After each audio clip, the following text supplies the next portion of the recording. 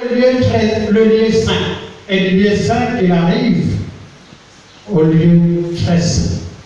Alors, c'est dit qu'il faut que chacun se démarque de la foule pour devenir disciple de Jésus-Christ. Ne vous dites pas, Jésus-Christ, appelez les autres là-bas, où est-il aujourd'hui? Non, nous savons par la foi qu'il est avec nous. Nous disions tout à l'heure que Jésus-Christ est avec nous. Amen. Amen. Nous disons, il est avec nous, il est en nous, et lui et nous faisons une seule personne. Amen. Amen. De même que lui-même avait dit, qui m'a vu a vu le Père. Eh, pas moi, hein. Qui a vu Jésus a vu le Père. Donc, c'est le Père qui était en Jésus, et Jésus, le Père se manifestait en Jésus-Christ. Maintenant, c'est quand nous nous distinguons, quand nous sortons de la foule pour emprunter l'ascension qui mène vers le lieu très saint que nous le verrons. D'ailleurs, Dieu nous le dit dans Marc et dans Jean 1. Il est écrit que Jean 1, 12 à 14, que tous ceux qui ont accepté Jésus-Christ sont appelés des enfants de Dieu. Amen. Amen. Et à l'école, au travail, au marché, tu transportes Jésus-Christ. Amen. Alléluia. Tu es un canal que Jésus-Christ utilise et tu es le véhicule qui transporte Jésus-Christ. Mais Jésus-Christ nous dit qu'il y a des conditions. À la fin de ce même verset, même, qu'il se charge de sa croix et qu'il le suive. Alléluia. C'est donc trois conditions que pose là pour le suivre. Alléluia. Alors, la première condition, c'est renoncer à soi. Tu aspires à toute chose dans la vie. Tu aspires au bonheur. Le bonheur est en Jésus-Christ. Le travail, le mariage, tout sont des bénédictions que Jésus-Christ veut te donner. Mais il faut que tu renonces à toi-même. C'est quoi renoncer à soi? C'est abandonner. Regardons quand je lisais Marc 1. J'ai pris cet exemple tout à l'heure. Jésus a appelé les disciples l'un par l'autre. D'aucuns étaient des pêcheurs. Ils étaient en train d'arranger les filets ou de jeter les filets. Quand il arrive, il dit, toi, suis-moi. Ils ne le jetaient pas du tout. Ils abandonnaient tout ce qu'ils avaient et les suivaient. Et il va voir ceux qui étaient en train de réparer leurs filets et tout. Il dit, abandonne tes filets, suis-moi.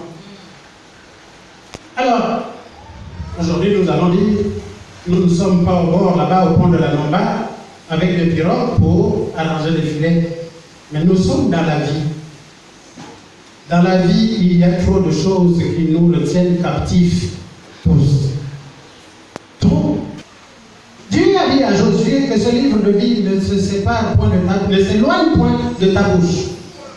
Médite le jour de nuit. Bien-aimés, de même que nous mangeons, ça dépend de ce que nous avons, de ce que Dieu met à disposition. Le manioc, le riz, le pain et autres, suivi, si c'est celui qui est trop riche mange le caviar, les autres mangent le fait de manioc, l'oseille à la sardine. Nous nourrissons le corps. Nous voulons devenir un peu forts et équilibrés, n'est-ce pas? Mais Dieu nous a fait la grâce d'être le temple du Saint-Esprit. Avec quoi devons-nous nourrir l'Esprit de Dieu? Nous nourrissons l'Esprit de Dieu chaque jour avec la parole de Dieu contenue dans la Bible.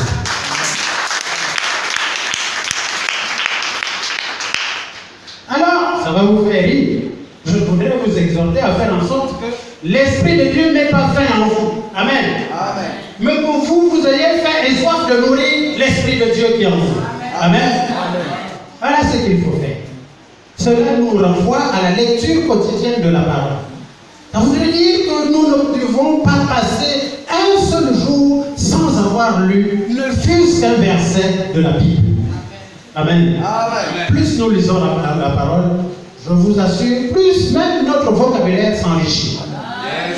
Et plus nous avons la parole de Dieu en nous, elle sature nos pensées. Alléluia. Faites cet exercice et vous verrez. Comme nous n'avons pas de barque ici, très souvent c'est dans les bars qu'on atterrit et quand les nerfs sont à ébullition, les regards se tournent vers les pantalons et les jupes ou les robes et la finalité, on sait ce qui se passe. Le matin, tu regrettes, tu dis où suis-je? Qu'est-ce que j'ai fait? Peut-être celui ou celle sur lequel ou laquelle tu vas tomber n'est pas le genre qui répondait à tes coups, tu te dis catastrophe, j'ai commis le regret. C'est même pas ça. À la buvette, tu vas dépenser beaucoup d'argent. Tu dépenses sans compter, tu deviens même papa gentil. Ouais. S'il y a 50 000 dans la poche, tant que tout le monde n'a pas bien bu, tu ne laisseras pas. Le lendemain, tu te retrouves, il n'y a même plus 500 francs pour acheter le pain aux petits enfants de fruits que tu as dans ta maison.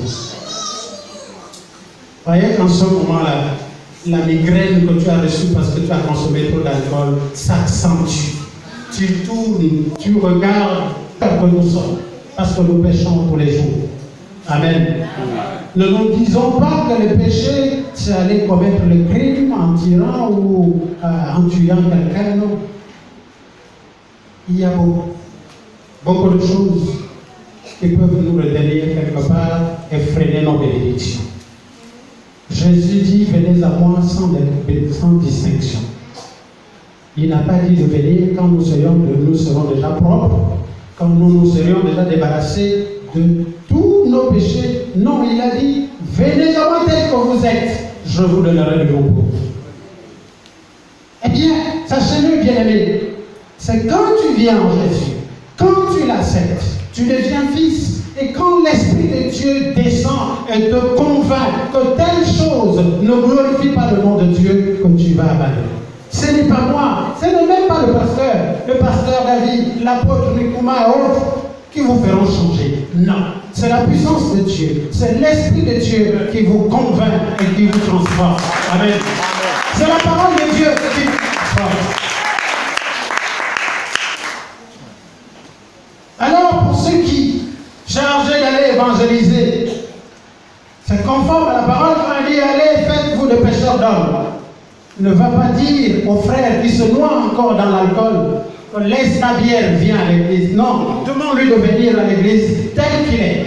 Yes! Fumeur, cambrioleur, qu'il vienne. Puisque les disciples ici ont abandonné les filets et tous les travaux qu'ils faisaient, ils ont même abandonné leur famille. Demandez à ceux-là de venir tels qu'ils sont. L'Esprit de Dieu ou Jésus-Christ lui-même se chargera d'eux. Amen. Amen.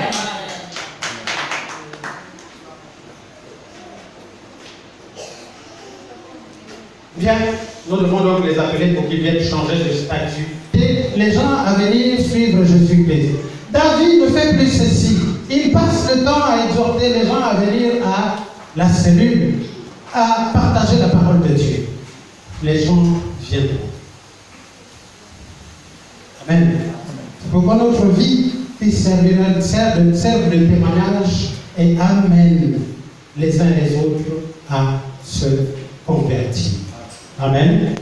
Il n'est pas exclu pour nous d'aller vers ces gens-là et dire, mon frère, oui, viens, asseyons-nous un peu, on discute poliment et lui faire voir les méfaits de ceux qu'il est en train d'entreprendre. Et dire, viens, il y a quelqu'un de précieux qui t'aime bien, qui demande s'il perd son âme. Le deuxième point ici,